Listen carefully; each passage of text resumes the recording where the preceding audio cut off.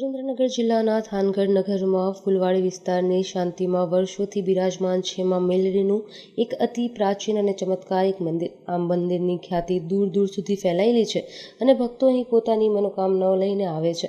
લોકોનું માનવું છે કે જે કોઈ સાચા હૃદયથી માં મેલડી પાસે પોતાની ઈચ્છા વ્યક્ત કરે છે તેની ઈચ્છા ચોક્કસપણે પૂર્ણ થાય છે.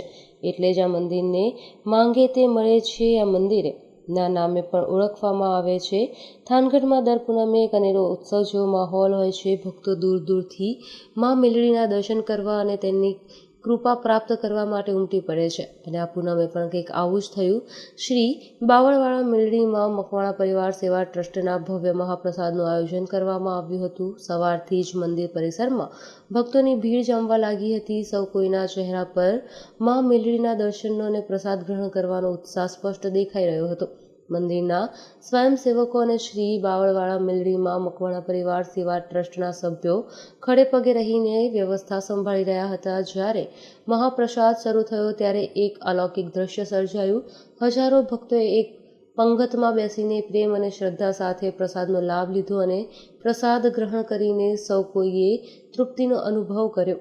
આ પ્રસાદ માત્ર ભોજન નહોતું, પરંતુ માં મેલડીના આશીર્વાદ રૂપી અમૃત હતું, જે દરેક ભક્તના હૃદયને શાંતિ અને સંતોષથી ભરી દેતું હતું. મકવાણા પરિવાર ટ્રસ્ટ દ્વારા કરવામાં આવેલી સેવા ખરેખર પ્રશંસનીય હતી. તેમણે દરેક ભક્તની સુવિધાઓનું ધ્યાન રાખ્યું અને પ્રેમભાવથી સૌને પ્રસાદ પીરસ્યો. તેમની નિસ્વાર્થ સેવા અને સમર્પણ ભાવે આ સમગ્ર આયોજનને સફળ બનાવ્યું. આ મંદિર માત્ર એક પૂજા સ્થળ નથી, પરંતુ શ્રદ્ધા અને આસ્થાનું કેન્દ્ર છે. અહીં આવનાર દરેક વ્યક્તિ એક નવી ઉર્જા અને સકારાત્મકતાનો અનુભવ કરે છે.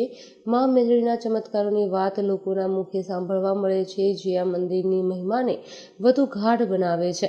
આ પૂનમે પણ હજારો ભક્તોએ માં મેલડીના દર્શન કર્યા અને તેમના આશીર્વાદ પ્રાપ્ત કર્યા.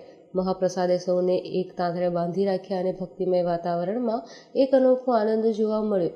થાનગઢનું આ મેલડી માતાજીનું મંદિર ખરેખર એક ચમત્કારિક સ્થાન છે, જ્યાં ભક્તોની આસ્થા અને માં મેલડીની કૃપાનો અનોખો સંગમ જોવા મળે છે. અને એટલે જ લોકો કહે છે, માંગે તે મળે છે આ મંદિરે.